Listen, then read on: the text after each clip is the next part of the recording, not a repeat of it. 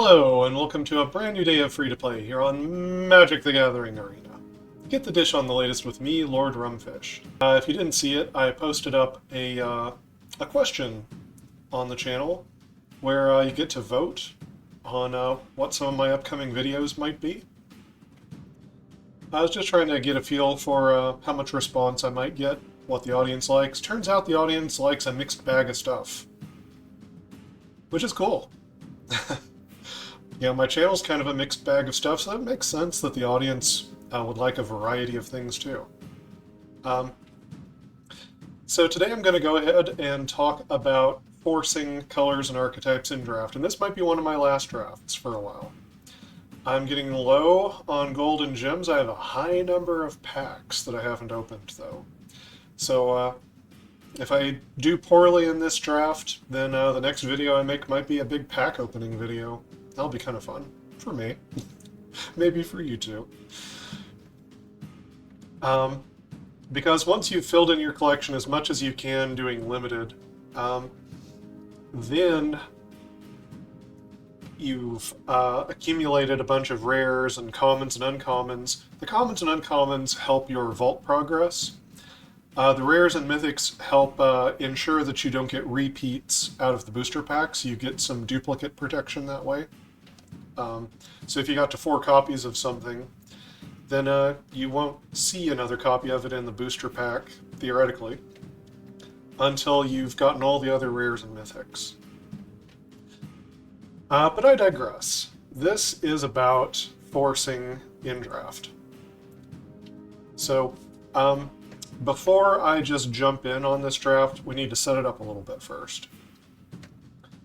So when you force a color or an archetype, this is when you go into a draft and either you've decided ahead of time what the style of play is or the type of deck is that you want to build, and you're going to build it come hell or high water.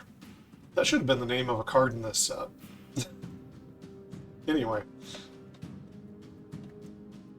Like you go into the draft and you say, I am going to build black-white tokens. Or I am going to force 5 color. That's one way you can try to force. Another way that people try to force things in draft is based on the rare or mythics that they open in the first couple of packs. New players actually make this mistake all the time, where they see a pretty good card in one of their opening packs. Could be an extreme bomb, or it could just be like a decent playable card. Right, the newer you are at the game, the harder it is to evaluate what a bomb is and what it isn't. And then they force the colors to try to go along with the rare that they opened. This was even more so true in older draft formats where you didn't see as many rares. People would just, sometimes they'd see a playable rare and they would just force the colors and try to build around it, and that's something new players do. So, are there advantages to forcing a color or archetype? Let's discuss the pros and cons here. So the benefits that you get for forcing color like pair or multicolor deck or single color even, which may not be possible, or an archetype, is that A, it might be something that you're very experienced with using. If it's something you've gotten very comfortable with, you know the play patterns, you know how to build a good deck of it. It doesn't matter if it's the best deck in the format or not. If it's one that's often been open, when you're drafting, it's one you've learned how to draft well, it's one you're very comfortable playing, then it doesn't matter if it's the best deck in a vacuum, it matters that you're good at playing it. And that's what you want to force.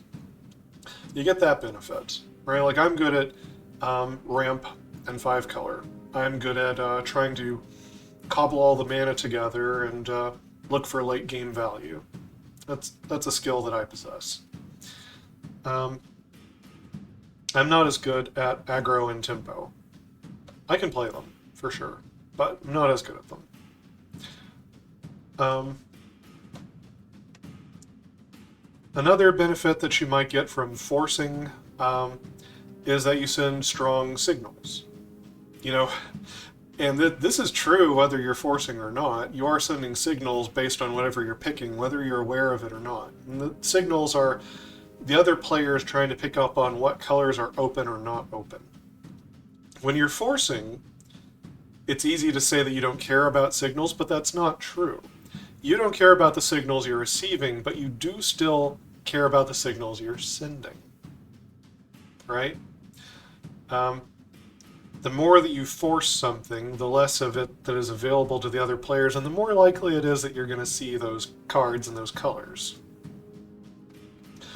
So, for example, if green wasn't that open, and you're trying to force green, then taking what few green cards remain is going to shut off green that much more.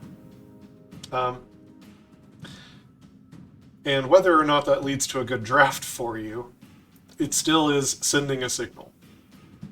It's a potential benefit that you could play. And I guess another thing I could mention here is not just the archetype you're comfortable with, but you could try to take what is the strongest in a vacuum, right? You say, well, green-white mount or green-black, value ramp. Now these are some of the best archetypes in the format. I'm going to force it. I'm just going to force it and see if I can make it work. Just because it's powerful. And maybe even if you don't get the best cards in those colors, maybe it's still strong enough, like deep enough in the colors that you're still able to build the deck. That's possible.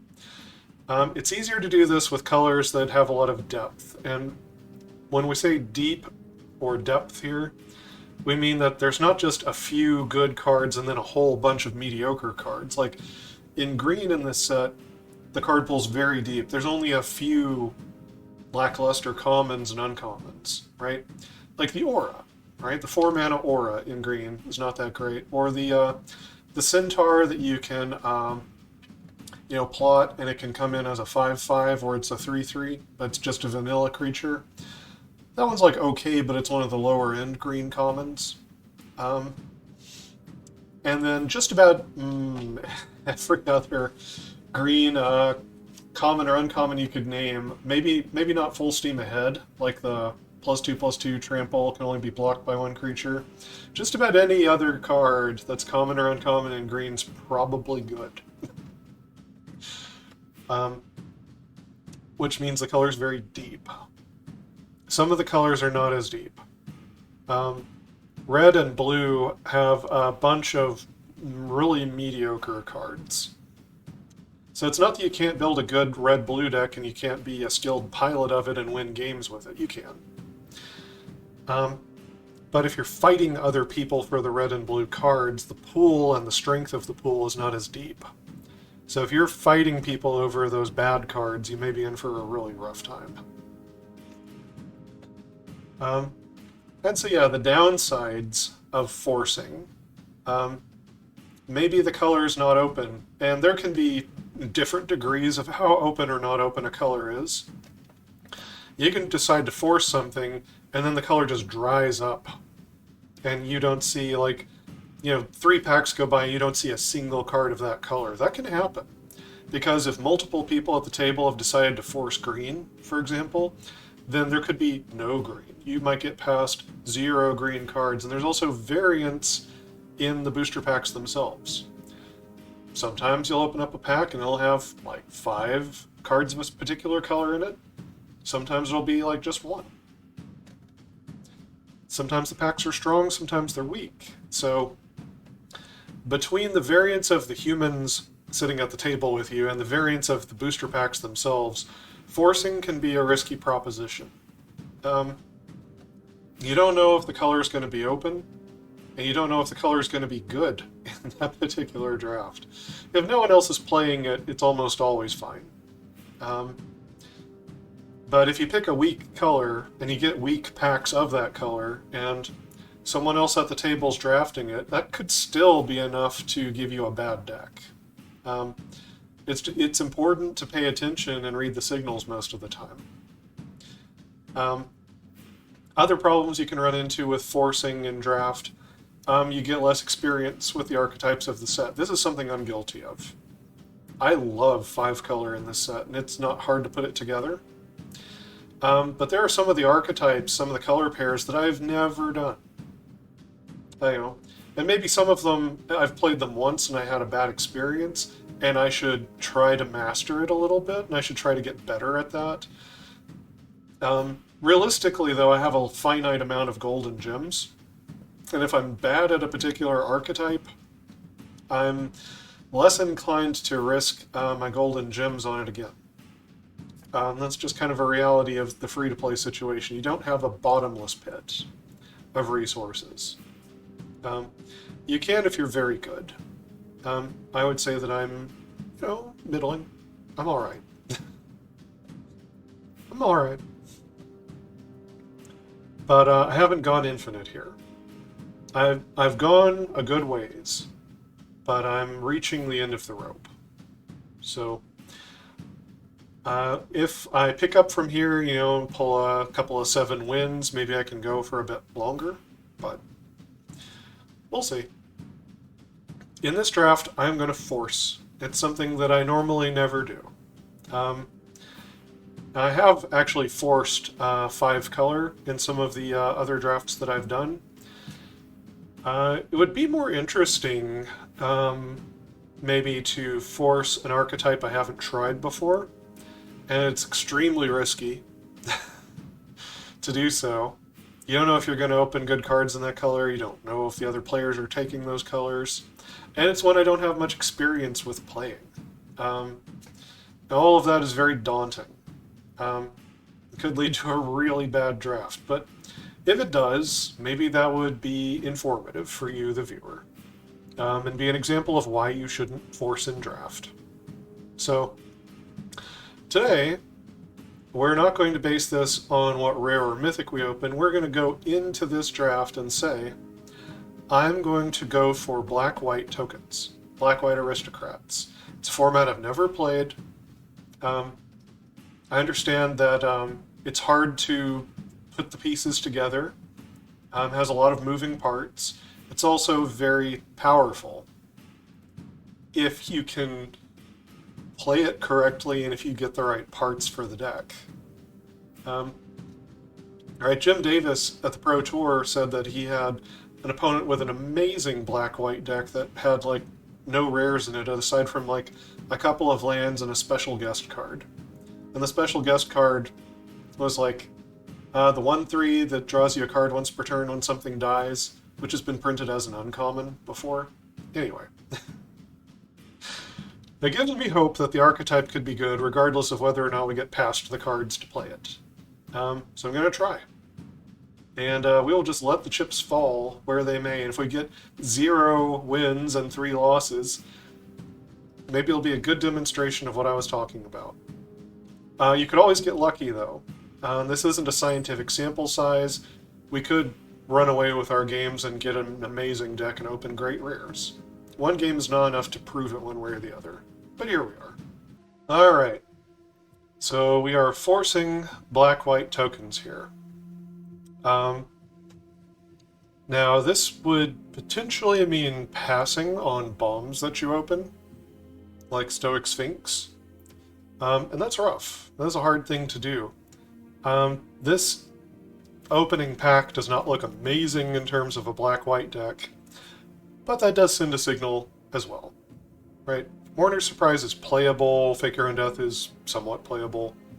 None of them are exciting. Trained Arynx is a common you might consider first picking, normally for the Mounts deck. It's still a good aggressive creature, though. And that is sending a signal that white is cut off. So, at the core of my being hates passing this Stoic Sphinx, but we are signaling for black-white. That is what we are doing. Okay, we got Prairie Dog and Murder. Murder is great, so is the Prairie Dog. Very happy with either of those for forcing black-white here. Of the other cards in this pack, Bloodseeker's good and Townsfolk is pretty good. Yeah, I'm between these two, but I think I go ahead and take the Murder.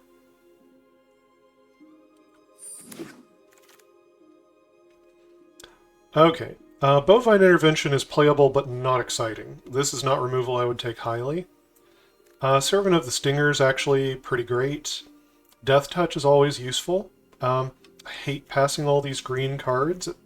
Green just looks amazing here. Let's see, Take Up the Shield's playable. Bloodseeker is pretty playable. Yeah, we're going to take the Servant. I've not had a chance to try the Vigilante. We could definitely be committing crimes in black-white with removal and stuff. It's not unreasonable to get a double striker. Rooftop Assassin is fine. Wingsmith is fine. More for white-blue, but I still think it's a 2-4 for 3 is good. Turns into a flyer at some point. Again, hate to pass like the Naturalist and the Lockpicker here. Never really had a chance to try the Vigilante. And this is a color combination with a lot of removal. Okay, the Arynx is a pretty good sign this late. How is it that green is open in this draft? Green is never open. I love the green decks, the 5-color green decks in this format so much. And like green-black and stuff like that. Just love it. I absolutely hate passing it. But for the educational purposes of this video, Trained Arynx is a good aggressive drop. It's not exactly what Black-White Tokens is looking for, but we're taking it. Okay, Forsaken Miner is aggressive, at least. Comes back when you commit crimes. Yeah, I think I would take a 2-2 for 1 over the Wingsmith here. We could end up running really low to the ground and have kind of an aggro deck. You know, we're supposed to be mostly doing aristocratic kind of shenanigans, but this is good at sacrificing and coming back later, so plays well into that. Okay, Unfortunate Accident is a great removal spell. Can kill a thing and give you a body. The token can be relevant. There are white-black cards that interact specifically with tokens. You know, it's a little painful to pass the double Townsfolk. These are very playable, and the Vault Plunder is even better than they are. But I think I'd take the removal. Okay. Felidar is good. I think it's better than the Supplier. And I like it better than the Corrupted Conviction for sure. We'll take the Felidar. A little bit pricey based on what we've taken so far. How can Patient Naturalist be going this late? Green is never open. That's crazy. I pretty much hate Sheriff of Safe Passage, so I'm going to take the Mourner's Surprise. Okay, Vengeful Townsfolk is playable. It's a good, perfectly serviceable card. Alright, between the Armadillo and the Shield, I think we're going to have a more aggressive deck, and the Shield will serve better in an aggressive deck. Desecrator could do some work in Aristocrats specifically. This is not a great card, but it is good if you get Aristocrats kicking. Okay, Corrupted Conviction. I don't love this, but it could be good in this deck in particular.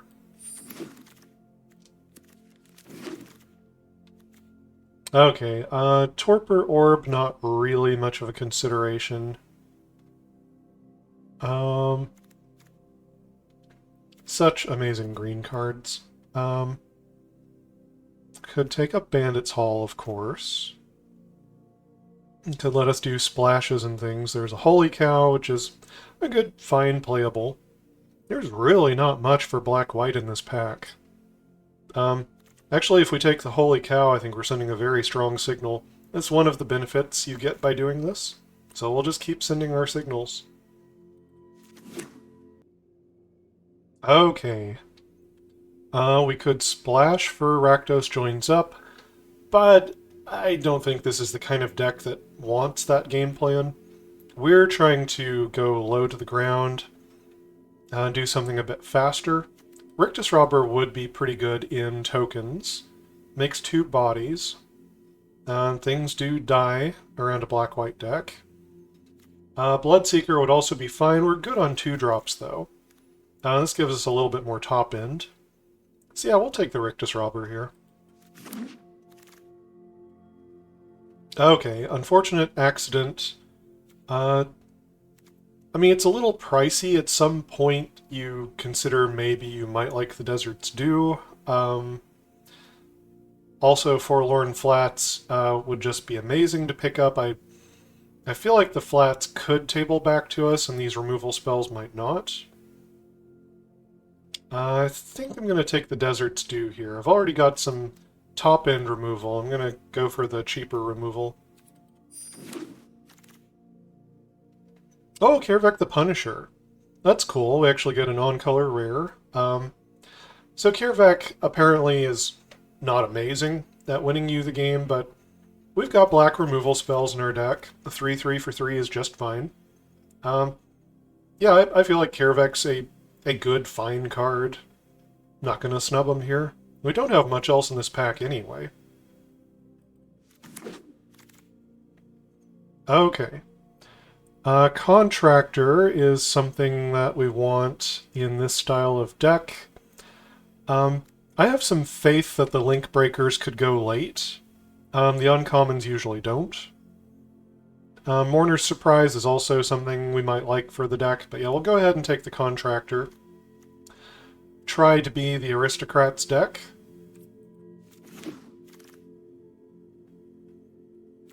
Okay, Requisition Raid. Also encounter on each creature target player controls. This could be pretty useful in the deck. What else do we have? I mean, things that are fine, but not that exciting. Yeah, we'll try the Requisition Raid. Okay, Dredger looks fine. Actually, the Link Breaker... Normally I would take the Dredger for, like, acceleration and fixing, but this is not the same deck that I've been playing over and over. Let's try the Link Breaker here. Okay, here's another Contractor. Is there anything I'd rather have more? I mean, let's play true to the Aristocrat style here. Let's take the things we're supposed to take and see if the deck works. Okay, Fake Your Own Death is the only thing we have on color here. We could try to splash form a posse. That would make more sense if we had more of a late game deck. We have a lot of early game. Okay, Bloodseeker. Glad to pick that up here. Marchesa. Double splash. No, it's the Forlorn Flats. It came back with... It's a gift. We'll take it. Neither of these, really. Quick draw for the collection. Ah, Link Breaker. And a Conviction. Oh, Collector's Cage. This thing is super powerful. At instant speed, it puts out +1/+1 counters. And if you hit Coven, right, creatures with 3 different powers, this is from Innistrad, then you get to play the Hideaway card without paying its mana cost. This is really good. I can hardly imagine anything in the pack being better. Like Mystical Tether seems pretty nice here. Maybe the Rakish Crew. This isn't a great card, but in Aristocrats it might be okay. But yeah, we're taking Collector's Cage. For sure. Nice to get a Mythic there. Okay, out of these, Rattleback Apothecary I have seen do some serious work. It's probably supposed to be for black-red, but being able to pick up Menace or Lifelink all the time is really nice. I think we're going to try it here. Oh, Lost Jite. So people have said that this card is okay in limited that it's not a bomb, but it's playable. I'm curious. And frankly, the other black-white cards here are not that great. Second copy of Felidar, that's... Like, I am not 100% sure if we're going to run a copy of Felidar. Lost Jite, though, I'm pretty confident I'm willing to try this card out. Okay. Hollow Marauder... It is a great card, and we could end up with a bunch of creatures in our graveyard. Mystical Tether's also a great card.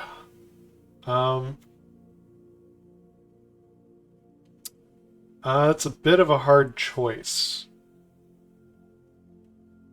I think I like the Mystical Tether a little bit better. Removal just feels a little tiny bit safer. Marauder's very powerful, though.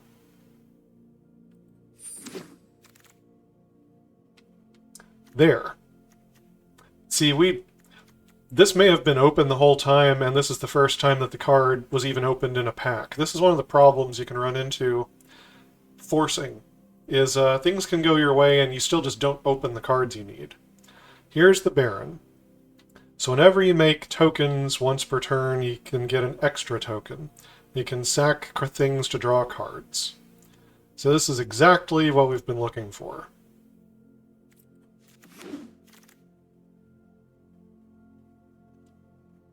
Okay, Skullduggery is a pretty great card, and we are low to the ground. We are aggressive. It doesn't do as much work in the big 5-color decks that I like to build, but in this style of deck, I think Skullduggery is going to be pretty good. Bighorn's okay in that it can make tokens for us, but I'm going to try the Skullduggery. Okay. Goldpan can actually make a token vampire because it makes a treasure token. So I think the first Goldpan or two is not terrible for this style of deck. I've seen opponents play that against me. Okay, Ruthless Lawbringer. This is like a payoff where you have stuff to sacrifice, and now you have this good removal spell on a body. Works fine in this deck. Doesn't work that great in most of the other archetypes. Okay, out of these, never really tried the Thunder Lasso before. I've already got the Jite. There's a limit to how much equipment I want in a deck. I'm gonna try the Rakish Crew. I know it's not that great of a card. It's just about got to be the servant here, I think. Hound doesn't seem that exciting in our deck. Okay. Probably don't need a second Desecrator, but it's kind of right for the archetype. Griffin, I mean, it can make a token when it dies, so I guess it kind of plays into the theme. It's not a fantastic card or anything. Wingsmith, that could make the cut. Mountain. Alright, so we have forced an archetype here. We set out from the beginning before we knew what we opened, before we knew what our opponents were taking, before we knew anything, that we were making black-white. Tokens aristocrats.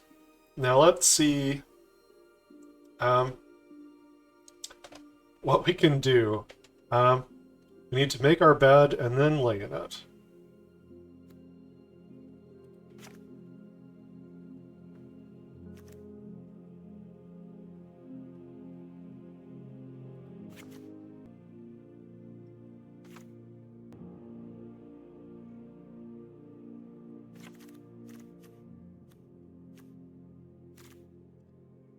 We've actually ended up with a ton of playables.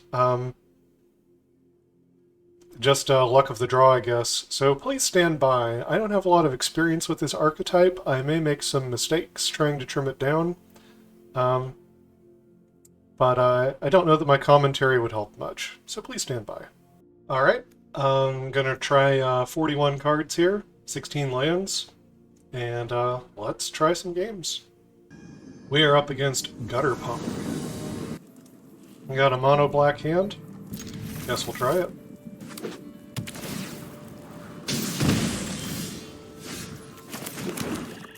Alright, first sighting of a white card.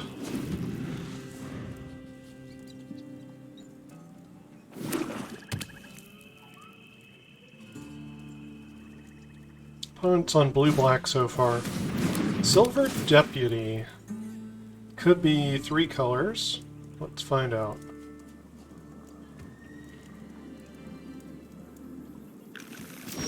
White. Okay, looks like they're in Obscura. There's a white mana for us. I guess we just run out another Link Breaker here. No attacks.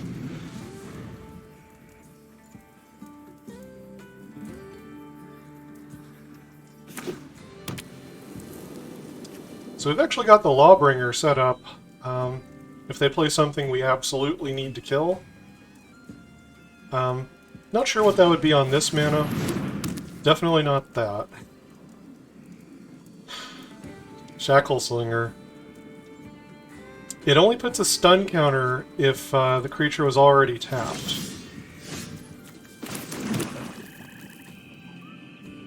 Anyhow, I guess we'll get down the Rattleback Apothecary. And we'll both just kind of build up our boards here for a minute.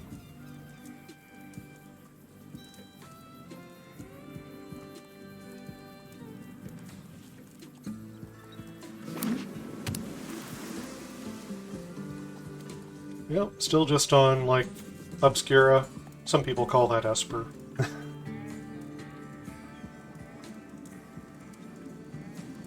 Obscura is from Streets of New Capenna, if you're not familiar.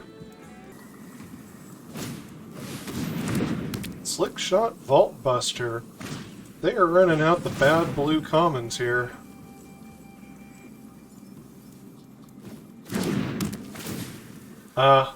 That timing didn't work out with the Slinger. Right, the Harrier Strix was the spell that they played second. No blocks.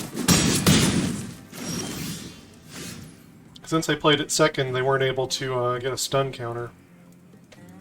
Alright, this will commit a crime, so we could give something menace, like the Apothecary. And then if they choose to double block, we can blow it out with Take Up the Shield. That would be fun. That would be fun.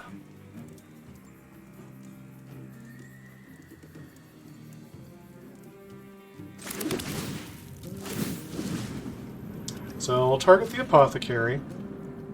I guess we could just go for lifelink, because it'd have to double block anyway.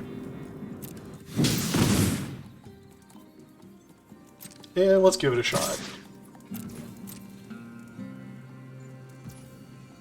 They're not taking the bait. Alright.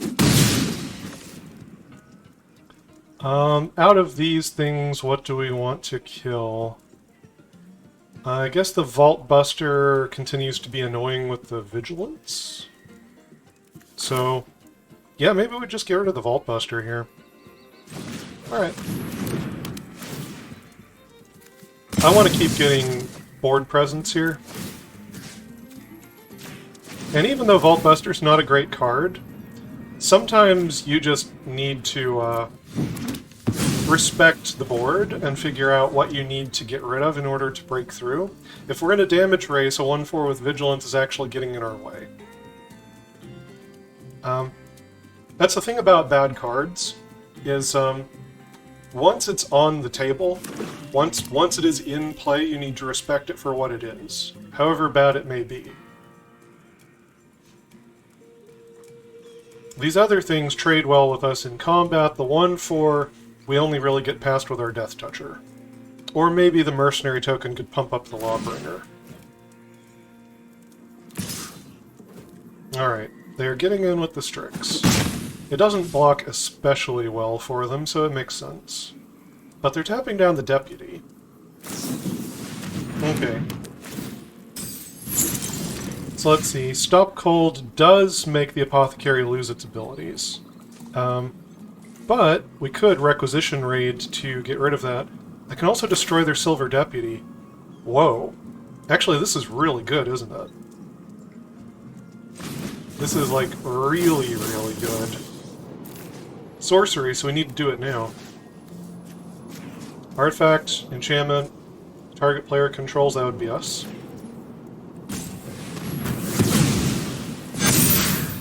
Wow. Yeah.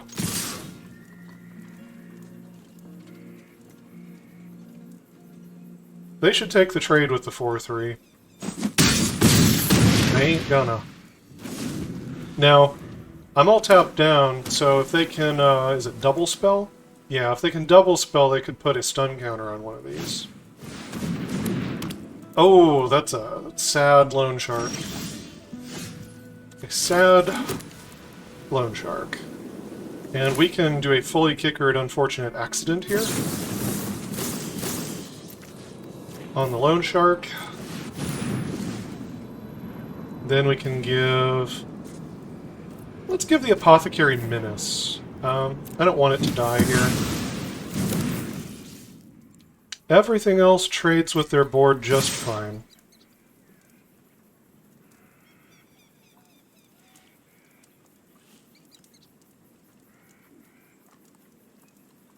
Strix does not have great blocks.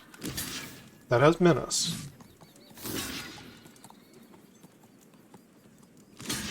Okay, yeah. About as good of a block as they could do there. One card. Rope Master. I don't think it's going to do it, though. We have Murder. Yeah. We're up against Kasamarov. They're up high in platinum. Okay, you go first. Keep it. Just need mana. Might not get it. We are running 16 lands in a 41 card deck. This is a risk. We are taking a risk. We got a 2-2 on turn 1 though. So that's kind of cool. Don't have great follow-up here though. Yeah. I've only really got a Skullduggery to see us through. Green-black. Well, there is a third mana. That's good.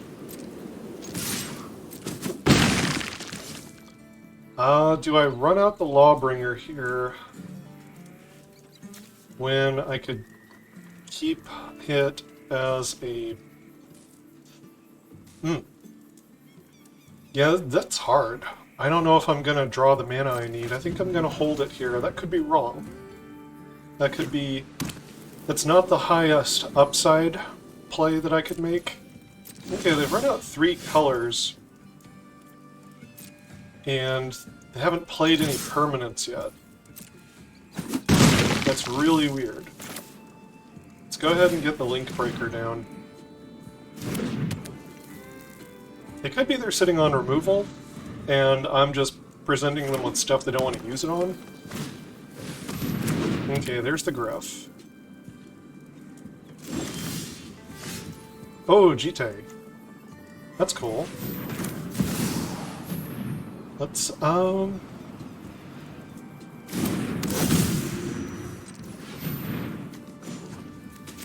guess we equip it onto the Miner.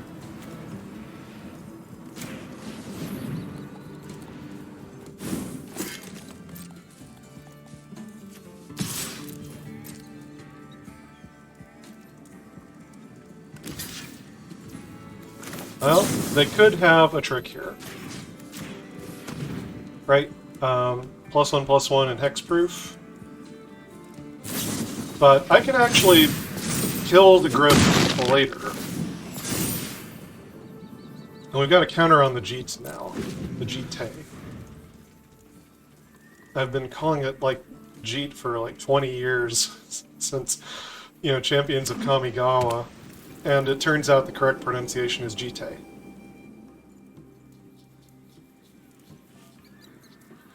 It's going to be a hard habit to break. Rambling Possum.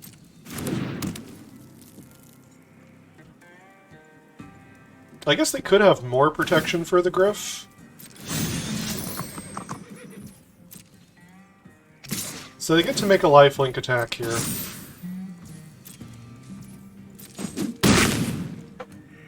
I mean, it'll be unfortunate if they have more protection for the Griff, and they might. It might be exactly what they've got. I guess I let the Link Breaker hit them first. Yeah. The other thing I could do with the Jite is untap a land. I guess that would let me cast a Murder on their turn and maybe waste their mana right now. So if they have the protection spell, they are forced to use it on their own turn. I kind of like that. I kind of like that. That's 2 extra mana sitting there on the Jite. Or 2 extra +1 counters, or 2 creatures can't block.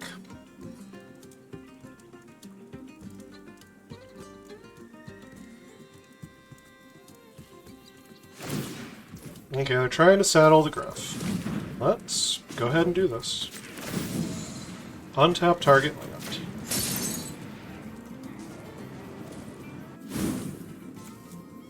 I guess there's no reason not to go with the 4 mana one here, it's just more efficient. We could get... well, I guess we could get the guy later if we hit 5 mana. Okay. Fine, we'll just try Murder here. And they could have another protection spell. Which is annoying, but it's actually fine. Because we can still kill it. They've gone really all in on this Griff at this point. And we can kill it. We can still kill it. All the lifelink is annoying, for sure. And it could win them the game. But we can definitely still just kill them here.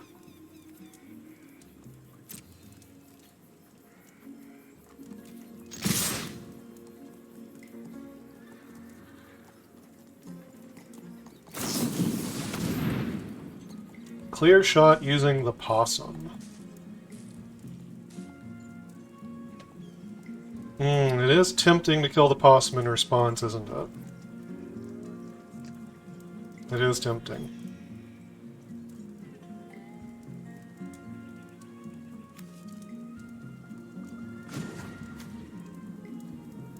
Okay.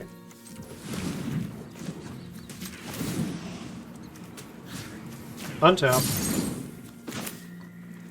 We got 4 mana. We're gonna destroy a possum.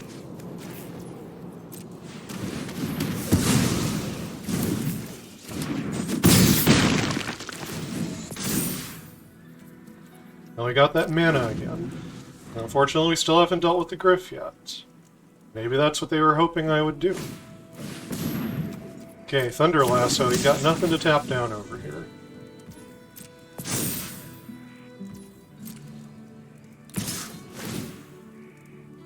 The next removal I have is Sorcery Speed. They have been trying really desperately to keep this Griff alive. If their deck is nothing but protection effects, maybe they will succeed. First, let's get in, then we'll sack with the Lawbringer.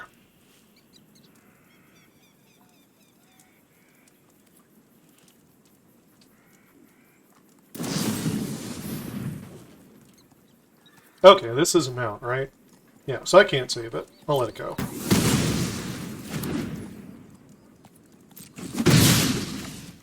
So we want to leave a black mana open here. We Ruthless Lawbringer. We sacrifice the Link Breaker. We kill the Griff at long last. Then we can pay a black to return the Miner, get the 1/1. The Jeet could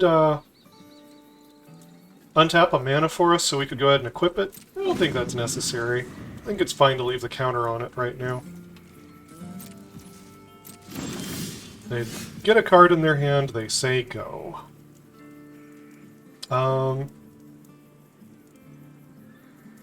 Let's see. What could they have at instant speed here? They could flash in a Holy Cow, maybe?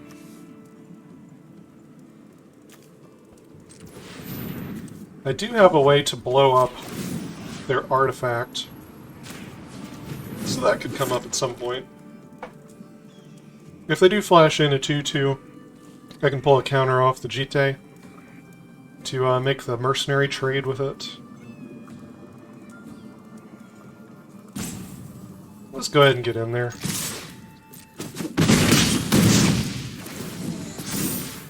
Here's an apothecary. Now, the Jite can actually trigger crimes by making a creature unable to block. And that can trigger the apothecary. So we could give the opponent a taste of their own medicine a little bit with getting lifelink from the apothecary.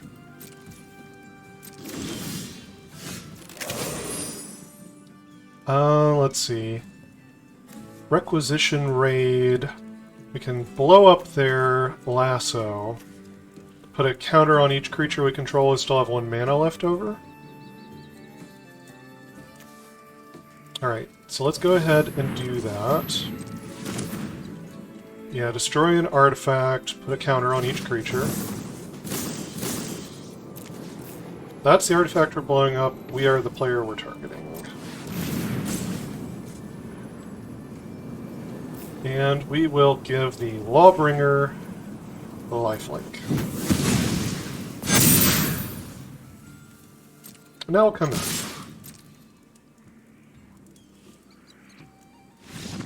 Okay, they're all done. We're up against Breakfast. Looks good. Yeah, I'll keep this.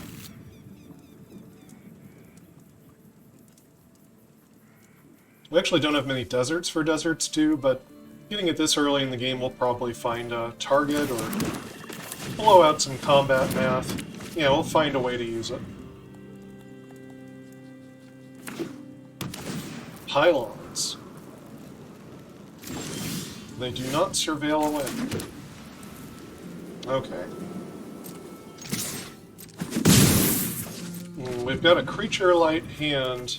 It's not giving us much pressure on the opponent. That's bad, because we're kind of an aggressive deck.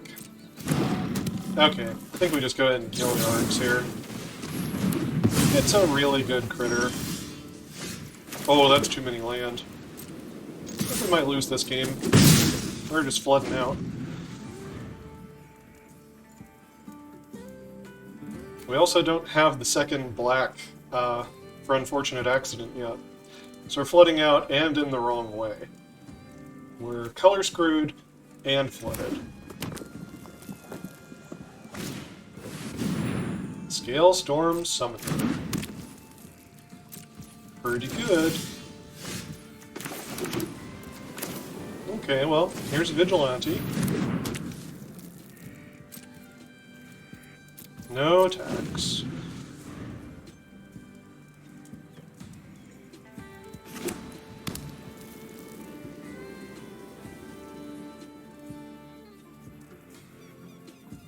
If they get a 4-power creature, then I guess I'm going to need to kill the summoner when it attacks.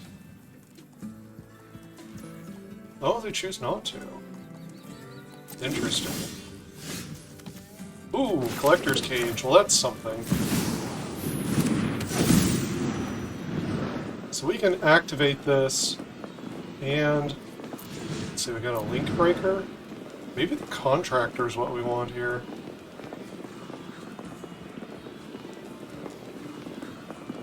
We weren't going to get another swamp. Look at that.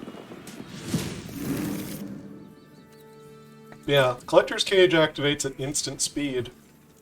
Pretty dang cool.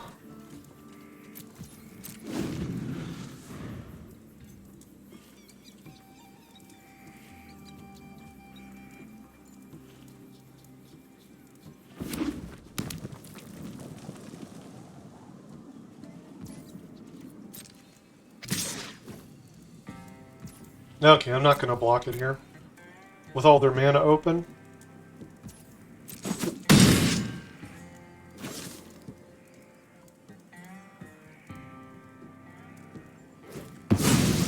They're plotting a Wolverine. Well, there's Magda. Mix treasure once per turn when you commit crimes. Alright, let's build up the vigilante here. Well, there's another black source. A little late and tapped, but better than nothing, I guess. Could give the vigilante double strike. Unfortunately, I think the vigilante is better to keep on defense here. We are behind on the board. So, no attacks, unfortunately.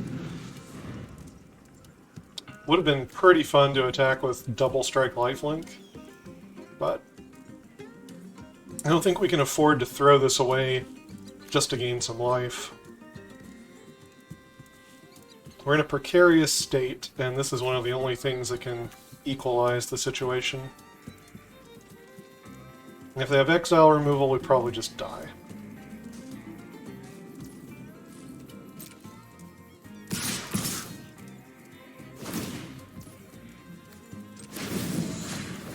Let's put a counter on the vigilante. What do you got?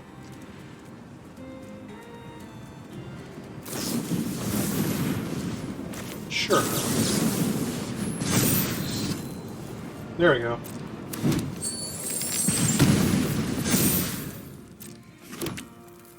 Now, which one do I want to kill? Probably the summoner, right? We just don't want it to keep getting value for them. I think we can handle a little bit of damage here. The value engine's what we really want off the table.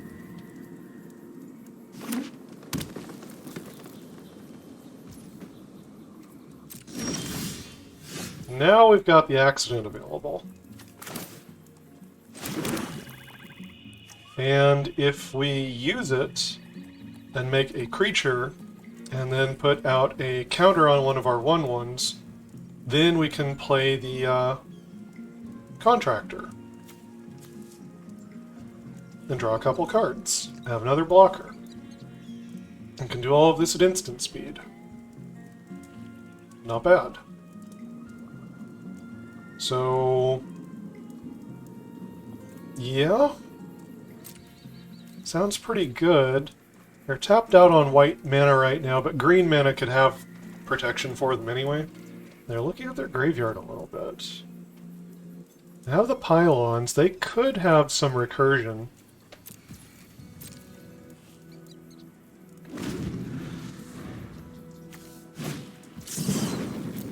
Okay, here's the Wolverine. See what they hit. It's an explosive derailment. Alright. I can actually hit the Collector's Cage. But killing the Link Breaker's not that great for them, because in response I can sacrifice it to draw 2 cards. And I can cast the thing on the Collector's Cage. I need to wait for them to blink, though. Basically, they need to cast their derailment first, before I do the thing. Either that or I just have to wait for it to go away.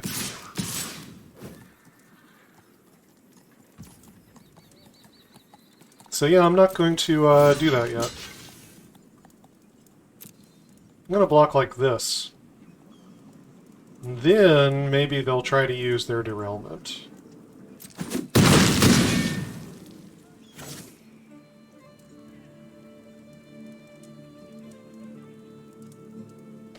Let's go to full control.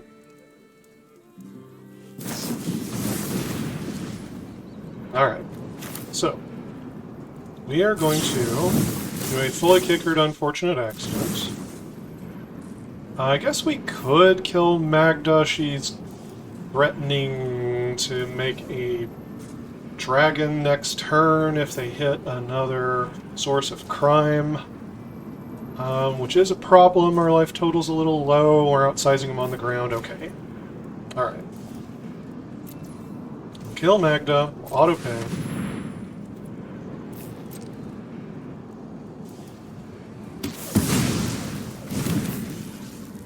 Alright, so here's that.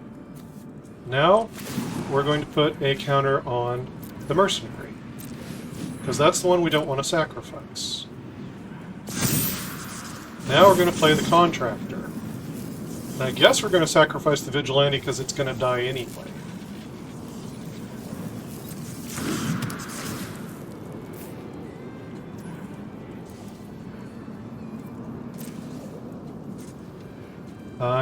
Yeah, I don't have any way to save it for 1 mana, so we'll let it go. Draw 2, lose 2. Now it can turn off full control. We got the value out of the cage. Oh, Requisition Raid, that's cool.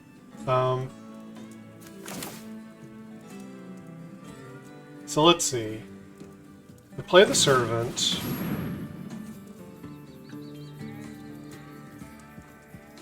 Then we play the Contractor.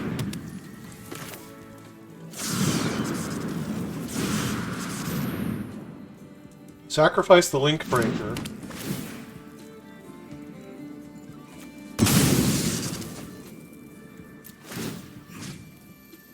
And I draw some cards.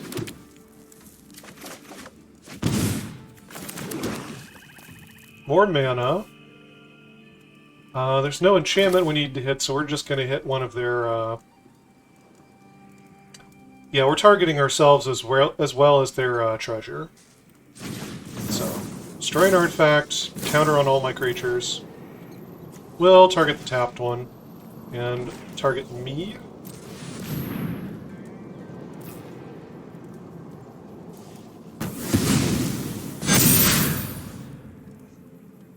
There we go.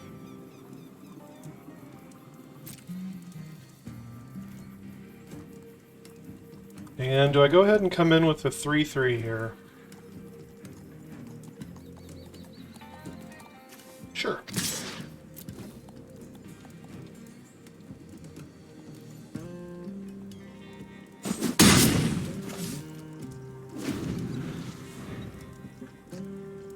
There are some big spells that could probably kill me from here.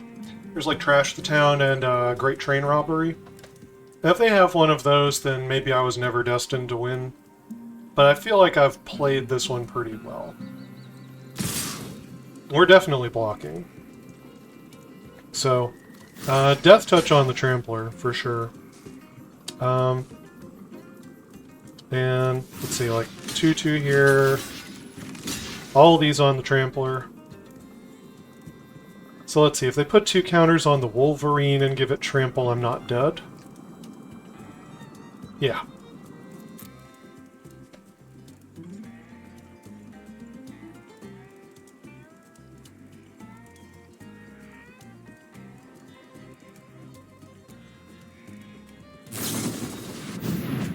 Okay, it's just Outlaw's Fury.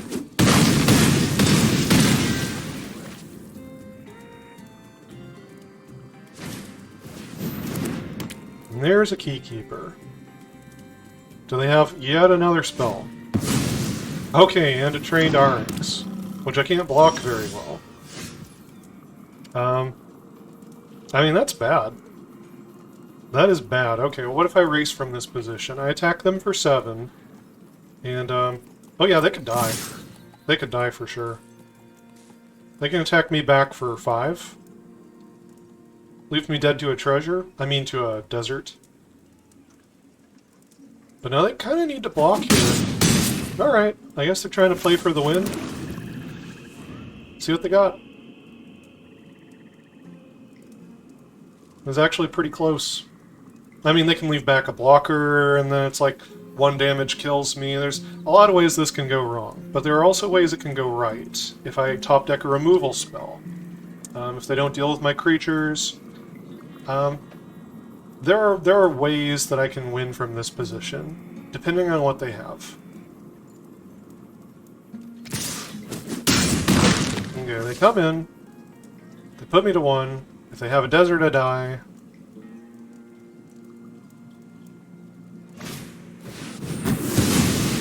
Oh, they cast a Felba Mighty.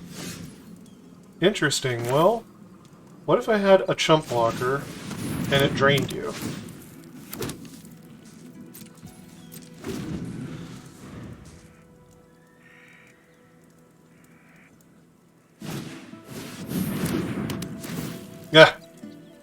Okay, I was never going to win that game. The opponent always had what they needed. Very well. We're up against MXD Blessings. Mana looks pretty good. Yeah. Give it a shot. Could blow up an artifact or enchantment early. This card's been doing pretty well for us.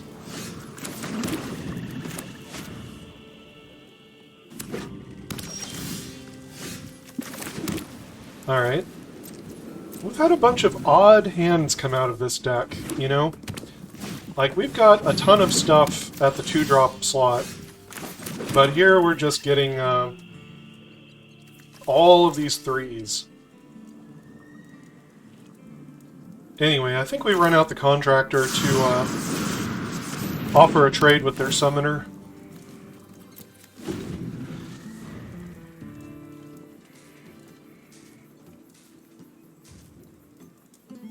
You don't want that thing online any longer than you have to. And if they spend removal getting rid of the contractor, well, that's crappy. In that case, no blocks on us. Well, let's play out the Baron. This is the first game we've had him. No attacks. They probably have removal. This is going to be a rough one. That was a really bad sequence for us. Yep, there's a derailment. Definitely kill the summoner. For sure. 100%. Okay. Do I want to go, like, Apothecary Skullduggery? Yes, because they have a 1 toughness creature. That is the play.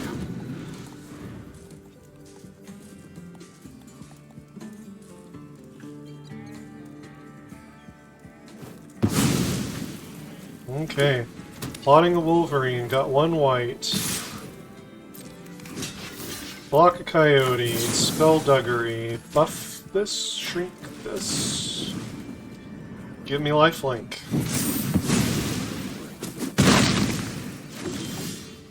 I like it. Okay, Carevec triggers when you commit a crime. Now, presently the only way I can commit a crime is Requisition Raid if they get an artifact or enchantment out. But I still think flooding the board with creatures is pretty good here. Because I can put +1 counters on all of them.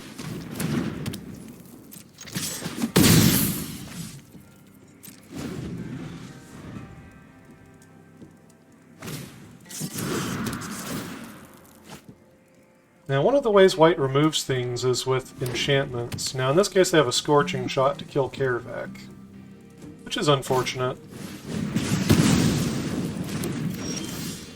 It always feels like there's too much removal in this format.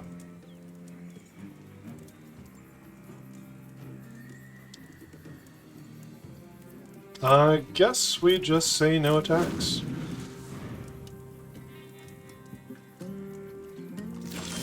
And they say no attacks. Fun game.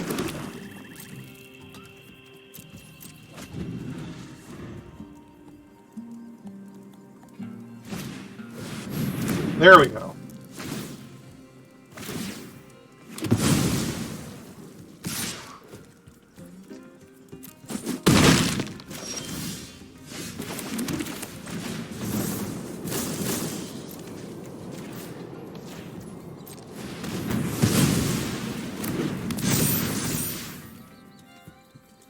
And would I like to keep the Link Breaker back to block the Wolverine? Probably.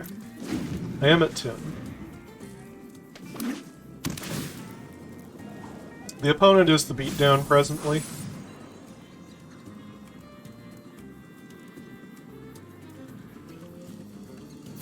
If you don't know what that means... Oh, come on! Are you kidding me? They play a giant freaking artifact after I've used the Requisition Raid? Okay. We're up against Mr. Miso Tahini. And we're at make or break here. In terms of whether we're going to continue drafting or not. I'm going to keep this bad hand. Turns out it's not as bad as it could have been. Lost GT.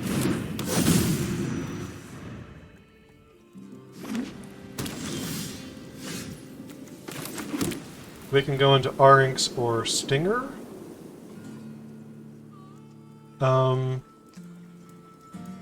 Let's see, this one needs Saddle 2 to get first strike. I think I'm going to lead on the Stinger here.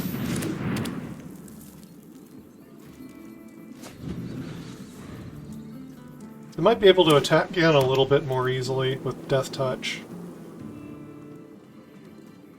I guess the opponent could spend like a white exile spell here. No, they have got Drover Grizzly. Okay.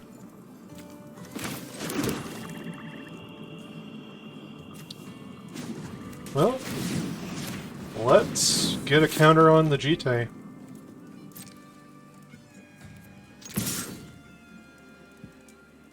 You can block.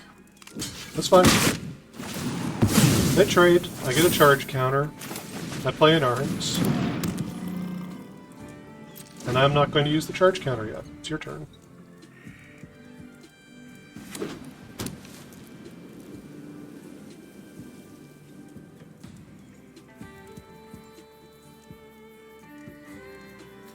So, for the sake of the contractor, I think I want to get the Rakish crew down to have something to sacrifice.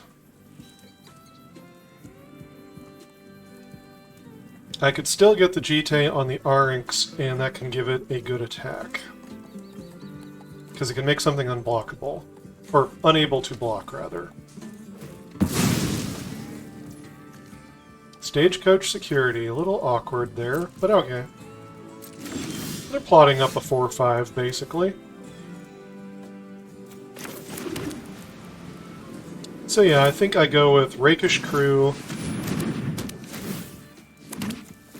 equip onto the Arynx, swing in, get another charge counter on it, in the turn. Untapping 2 mana doesn't matter right now. Putting 2 counters on the Arynx could matter. These are all basically done at instant speed, though. Yeah, they're all at instant speed.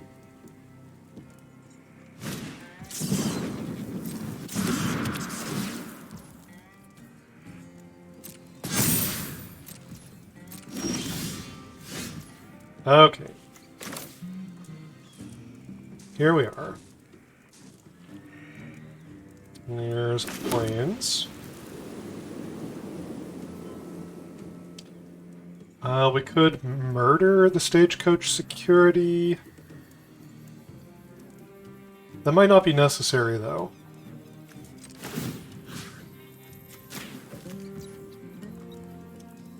Let's see, if we do this...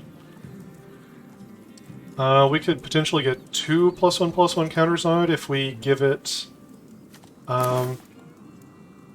first strike?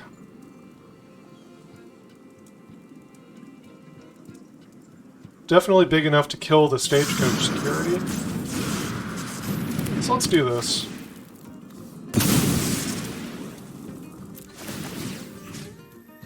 I'm gonna draw 2 and lose 2. Alright. Now, we'll go ahead and saddle. Come in. That is a fine thing, we will keep it. And they're just going to take it. Okay. Is there another way I would like to use my mana? Well, I've got access to 3 mana there, so I could just play the Omen Port Vigilante and still have Murder available. Yeah, why not?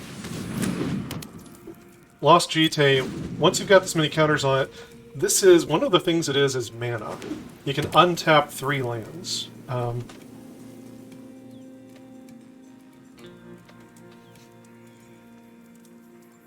If the opponent doesn't know how it works, that could trip them up. Now, green-white has creature protection, so they might be able to save one of their things from a murder. They've targeted both of these on the Griffin, so let's see if we can stop it.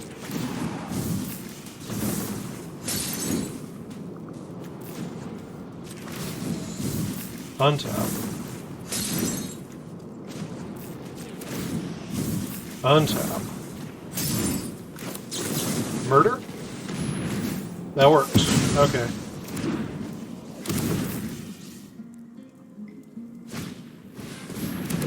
Okay, they've got an Omenport Vigilante.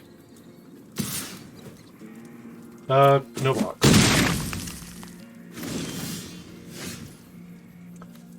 Okay, so we can do an unfortunate accident and give our Vigilante double strike.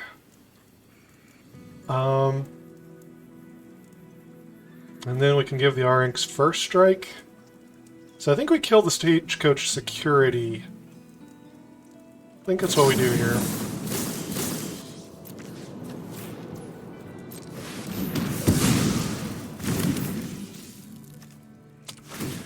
We'll use the Contractor for the Arinx. Come in.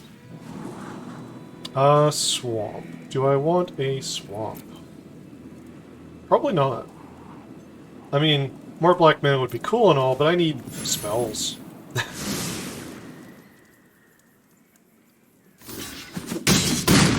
Okay, jump block. Charge counter on the Jite. Could just get the Link Breaker out here.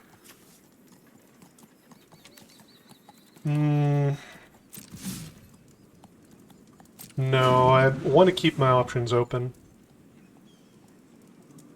That is something I could do. I could have flooded another creature onto the board here. But I really like the options on the Jite. I guess if I had kept that swamp, I could have used the Jite to make something unable to block, and that would trigger a crime for Kaervek. And then I would have black mana to where I could still do something with it. But that is a line I could have had. Instead, I get a white mana. Alright.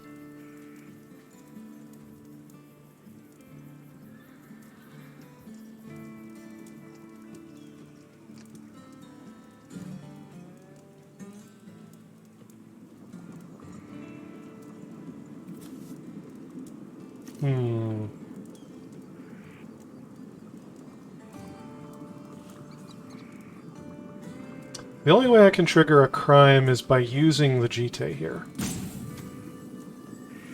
I guess I will. Target creature can't block this turn, the Vigilante. Alright. Now we've got a double striking Vigilante.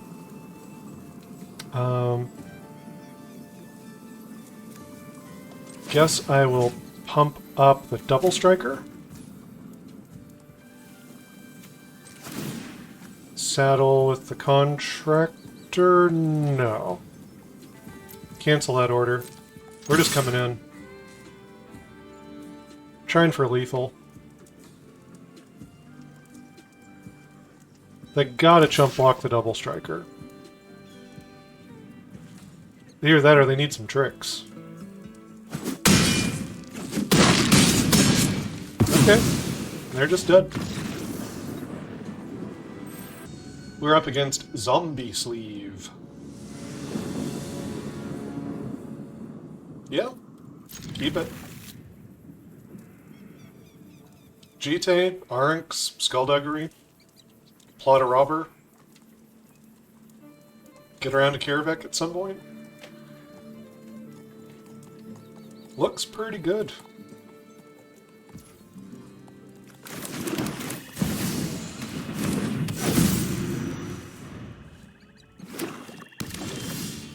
I would just like to say that so far, the Lost Jite has been perfectly fine in the deck. I don't know that it's a bomb, but it's been of use.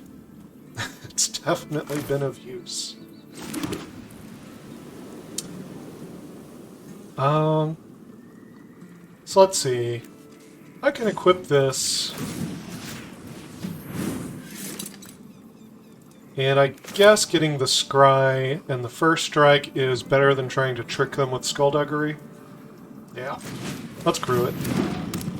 And by crew it, I mean saddle it.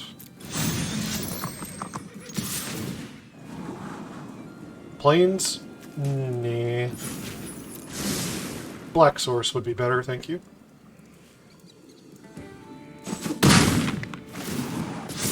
And that is a Black Source, actually. The GT can untap at instant speed, so we've got the Skullduggery available.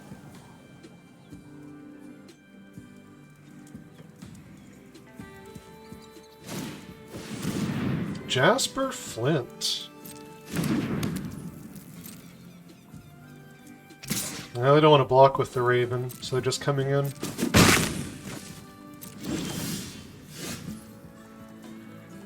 Oh, Lawbringer.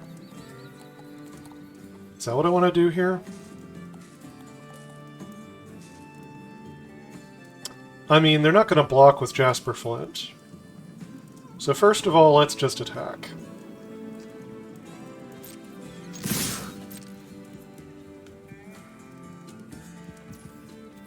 Because, yeah, they're just going to take that 6. And then, unfortunately, I think it is worth it to kill Jasper Flint. Sacrifice another creature. See, I've got to give up an Arynx here. That's painful, but I am going to do it. Jasper Flint is way too much card advantage, and 4/3 for 3 is also pretty good. The card advantage is what kills you, though. And it mills you at the same time. Stingerback Terror. Opponent's got some fatties.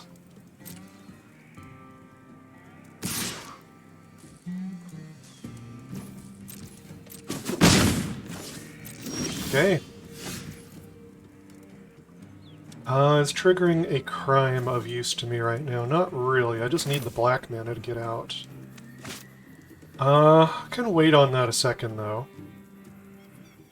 First, I can just attack.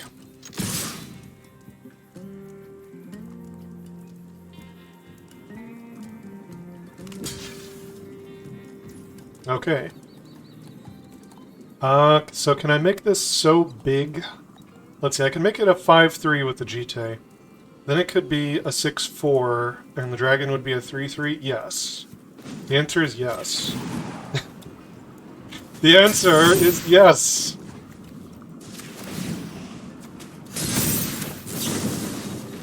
Get bigger.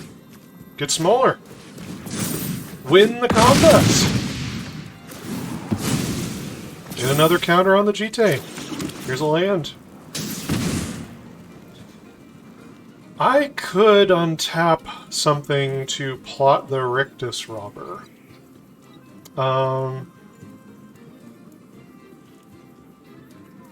Or I could leave the counter on there, and if they tried to shoot the Arynx, I could make it 5 toughness in response. That's tough. I'm gonna end the turn. The optionality on the GT is so good, it's hard to commit to stuff at sorcery speed with it.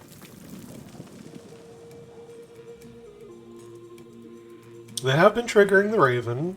They have been playing some boom booms. Yeah, still not going to block with the Raven. They're at 7. Oh, I can't make it 5 toughness. That was an extra point from the Skullduggery. Maybe I should have plotted the Rictus Robber.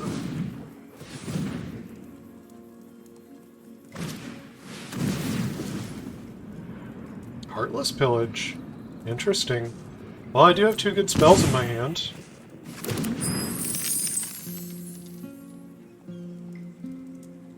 They're dead on board. They have to deal with the board. So they're dead, aren't they? Yeah, they're just dead. Okay. Here. Target creature can't block. Dead. We're up against ATDIAZN.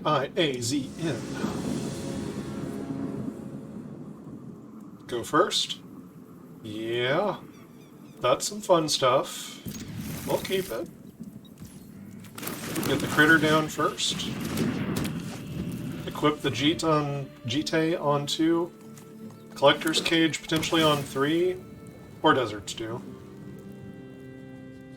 That's some fun artifacts to be running out early. And they're on pylons. So yeah, let's go ahead and start the Jite.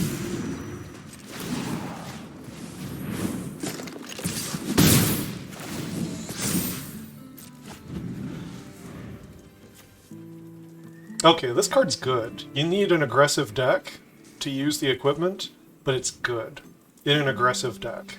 It would probably be mediocre if you're not aggressive. Aloe, Alchemist. I could make the Link Breaker trade with it by turning it into a 2/2. I could just Desert's Dew the Alchemist. Honestly, doing a Desert's Dew here is pretty good. The only problem is it's not very mana efficient. That's the only real problem here.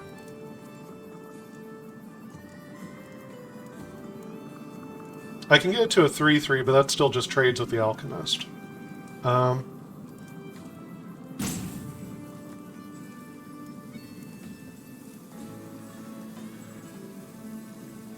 I can swing in, they probably let it through, and then just sack it to the contractor. That's probably the best line. So yeah, they're not going to try to get in its way. Just get another counter on it. Use the contractor to keep getting ahead on mana.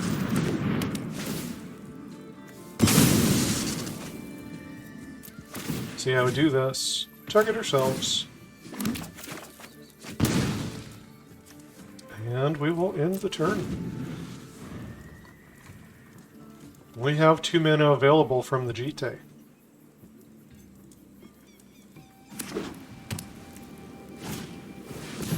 Vengeful Townsfolk. Should I kill their Alchemist before the Townsfolk comes down? Maybe. I think I will, actually. I think I'm going to do it.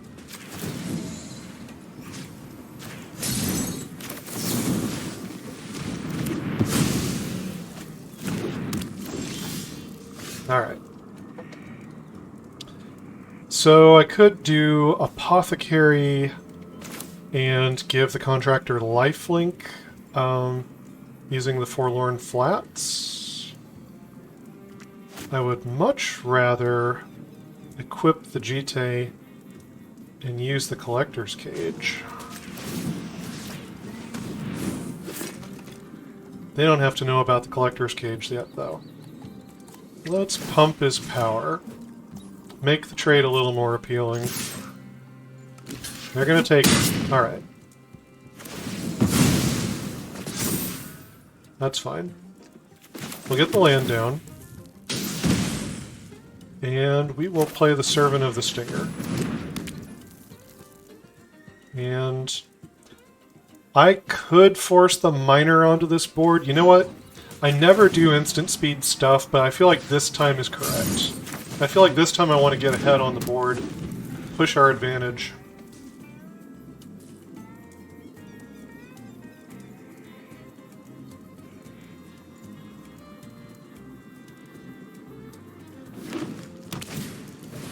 Oasis Gardener. Gains a little life, makes a little mana. Okay. So I can put the Jite on something. We'll put it on Servant. We'll play out the Collector's Cage, so we've got it open.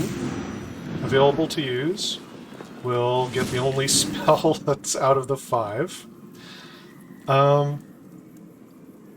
And yeah, we'll attack with the Mercenary because we can turn it into a 2/2.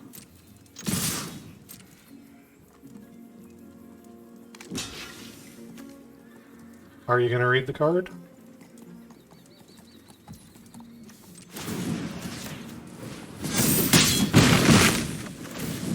I am happy to take them down on mana, especially on mana of any color.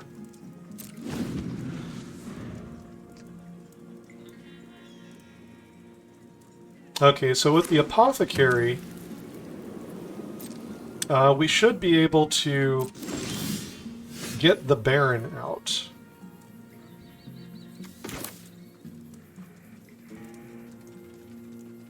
With the Jite, we have Take Up the Shield available. Not if we want to activate the Cage, though. Alright, let's play the Arnings. Now we've got Cage and Jite mana for Take Up the Shield available. Alright. And we will come in. Next to damage.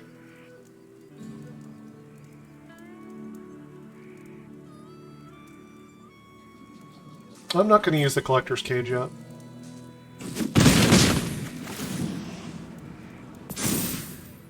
Okay, potentially have 2 mana from the Jite. I'll end the turn there. You got a Holy Cow or something? No, nothing.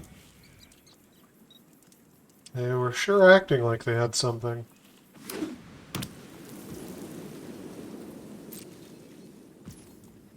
Alright, let's put a counter on the Arnix.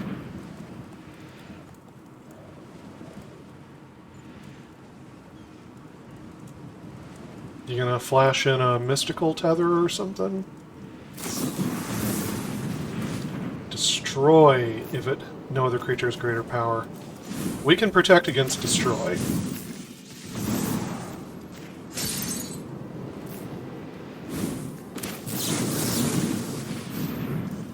That protects against destroy. Now if they have 2 removal spells at instant speed here, I guess they kill the Arnix. Alright.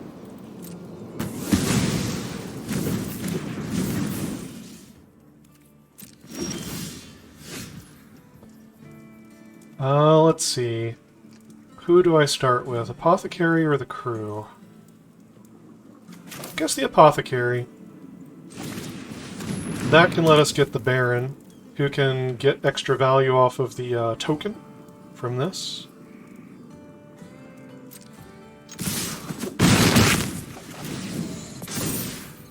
I'll end the turn there.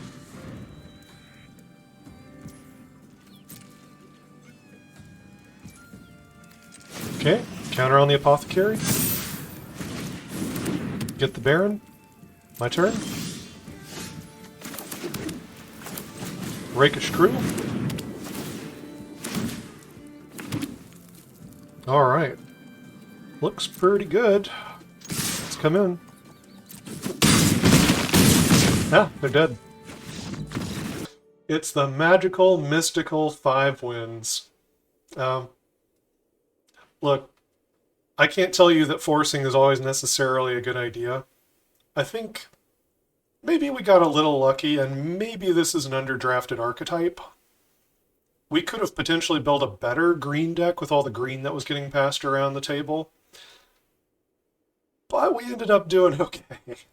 We did a pretty okay here with the black-white deck. Maybe it's a pretty decent archetype. And maybe some of the cards we have are more bomby than we think. Jite has been doing work. Let's see if we got another game in us. We're up against Hermit.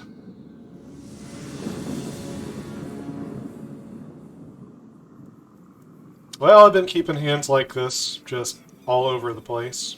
We got our colors. We just need another land, basically. We'll keep it. There is another land. Now we need another black, but Getting to 3 total mana is good. We even have a 2-drop.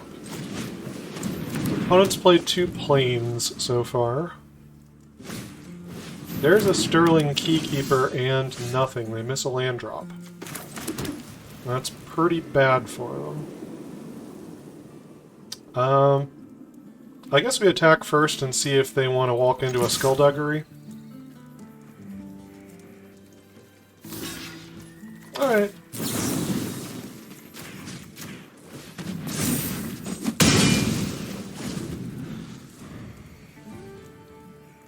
Now we can play the Baron and then play the crew. Ah, there's another black mana. Great. So I'll just attack for 2. Opponent's mana screwed here. We'll see if they find a 3rd land and some removal. Tapped. Tap land. Okay. Blue, blacks. They're showing Obscura colors here. Some people call that Esper. Let's see, so there's a land. And yeah, we'll play the Rakish Crew.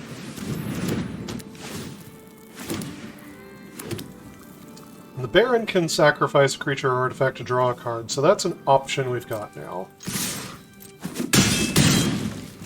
A little bit risky to tap him, you know, could be like Ariad's Lullaby over there, but you just gotta play the game sometimes.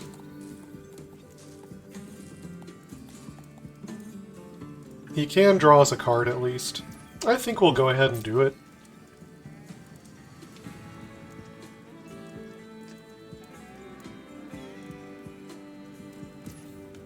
I mean, we could just let the Unscrupulous Contractor do it.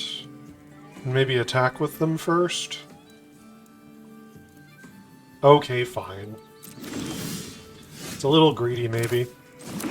3rd black, that's good with all the card draw we have now. So let's get in here. They could flash something in, we could kill it. Bounce. Their answer is to bounce. Okay.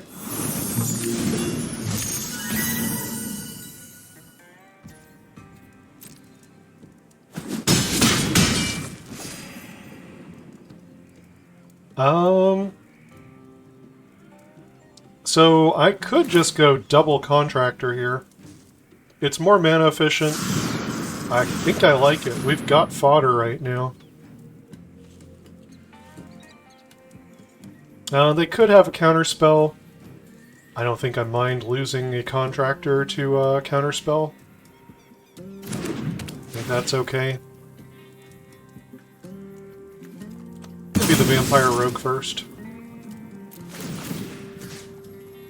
And yes, target us. We will draw 2, lose 2.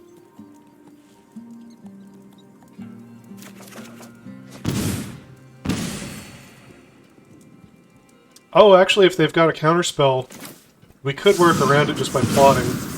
Yeah. That's probably the smart play. They're kind of acting like they've got the counter for 2 spell with the modal stuff. Okay, failed forwarding. You know, bounce spells are not amazing. Repulse is good because it draws you a card. But so far, they've just... This was a card they threw away for tempo. Brazen Borrower at least still has a creature attached to it, and can only block creatures with flying.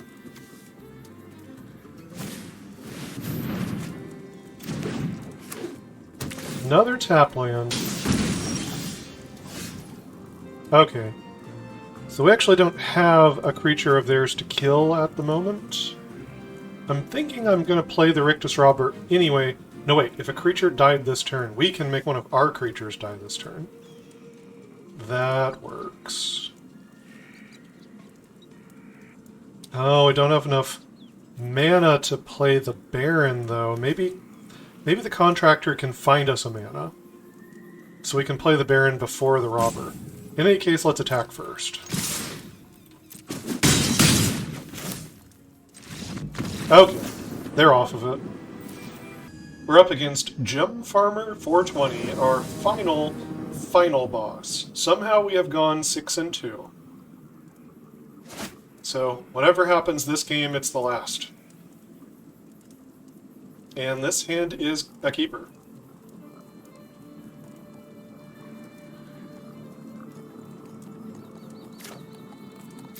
Looks like the opponent's taking a mulligan.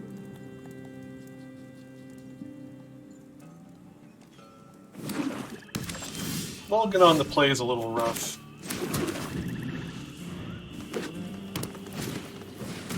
Black-green can be pretty powerful, though. So the question is, do we play a trained Arynx, or do we Deserts do away their bandit? And I think on a mulligan on the play, you kill the bandit.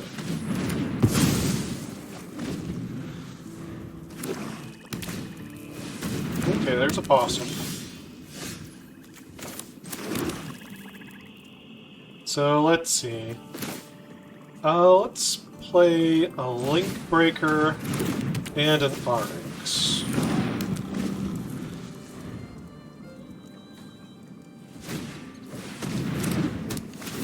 Okay, Plunderer.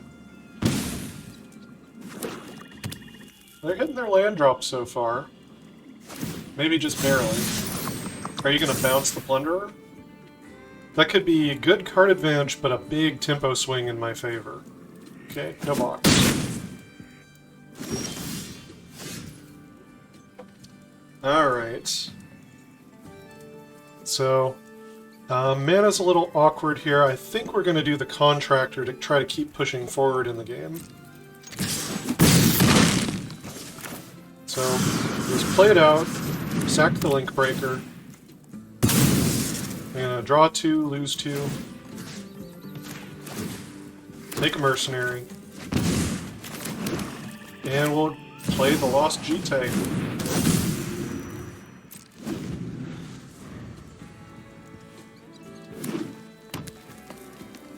Yeah, they've hit their lands. They don't have a lot of cards, but they've hit their lands.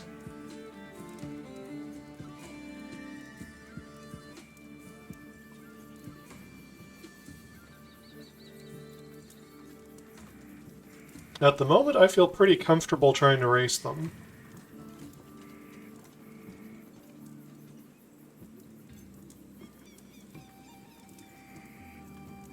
And if they start doing value plays like bouncing the Plunderer, that could backfire. Okay, they don't do that. So they're just going aggro. I don't know if that's a great option for them or not.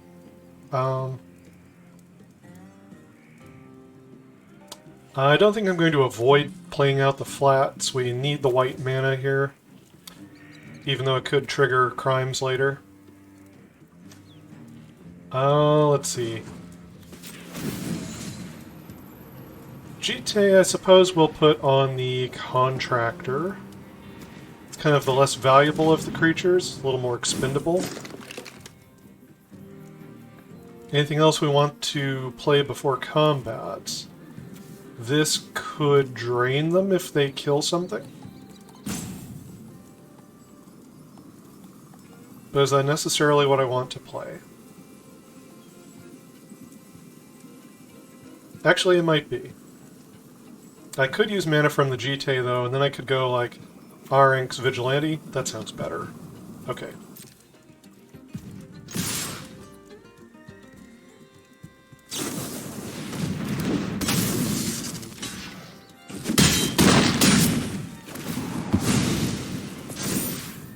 Okay. So, let's see. We'll play the flats. We'll untap the flats. We'll play the Vigilante. And we'll play the Arynx.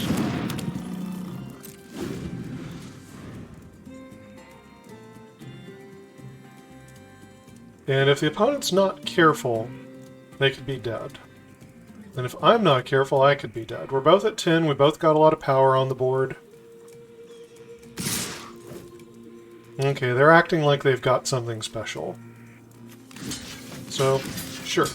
We'll take my blocks.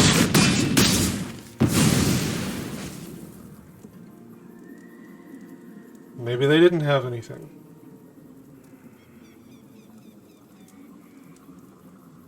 Oh, it's just graveyard recursion? Okay.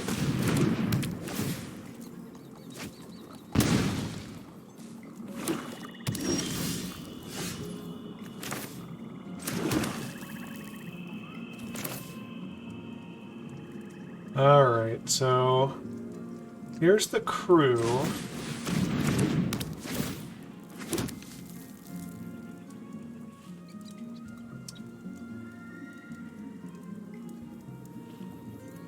Pumping my creatures doesn't actually make that big of a difference.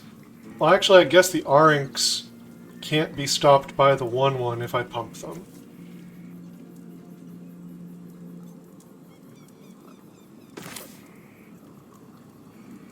So, sure.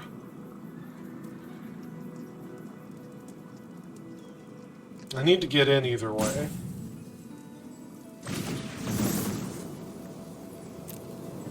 Am I dead on the crackback? No.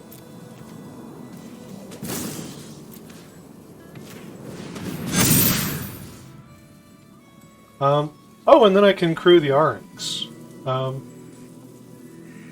Again, am I dead on the crackback? If they have a trick, I am. But otherwise, I get in for 8 here, and they have no good blocks, and I get a scry. Yeah, upside's pretty good. Downside's, well, you know. Link Breaker. It's kind of a low-impact card here. I think we'll try to do better.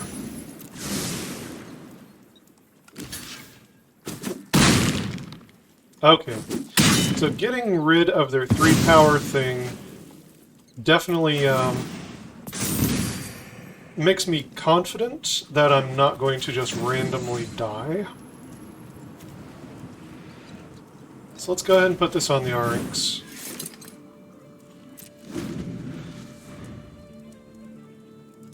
You know, with some green tricks, they could have dealt 9 damage, but not on this board. Not anymore. Lifelink's annoying. Definitely annoying. Oh, varmints. That could be game. We've had a good run, though. We've had a very good run. Hey, I'm the token deck over here. What do you think you're doing?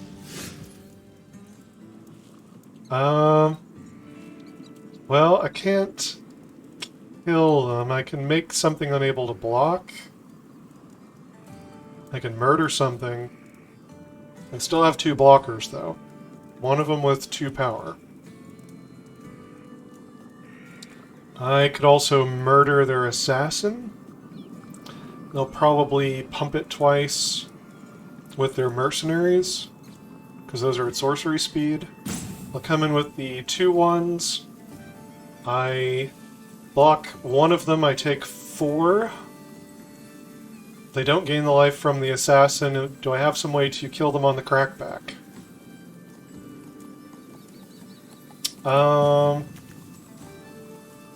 +1 counters. I think I have to pass here.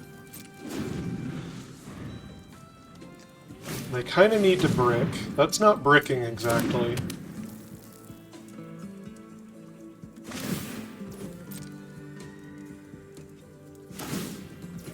Yep, they pump up the assassin. Put a counter somewhere. It's on the assassin.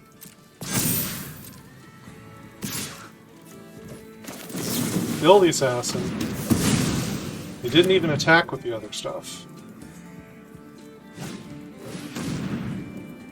Play a Vault Plunderer. That puts them to 8, but it gives them another blocker. Alright, I have 1 mercenary that's worth a drain. The Jite can make something unable to block. Collector's Cage, if I had 3 creatures, I could get 3 different powers.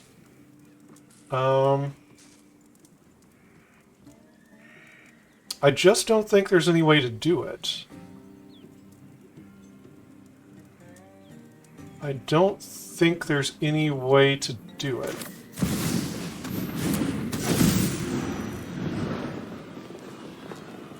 So yeah, we'll take the Baron. We have no way to get Coven.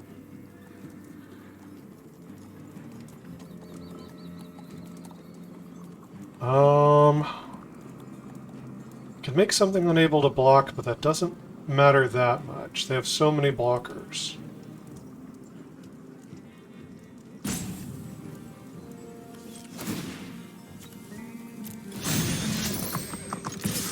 I guess, we'll just scry away a swamp.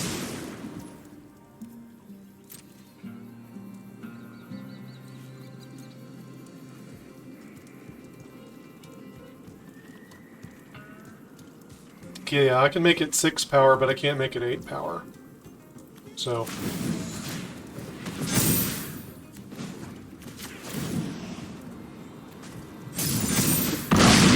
that's what I got. We had an amazing run with this deck. This deck was actually fantastic. It was fun to play.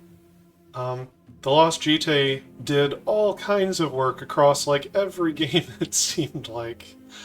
So yeah, this collection of aggressive stuff, removal, some, you know, aristocrats themed stuff, some token themed stuff. We didn't even have that much of the token theme. We did have some of the aristocrats theme though. Right, we had the link breakers, we had the contractors. Those were useful.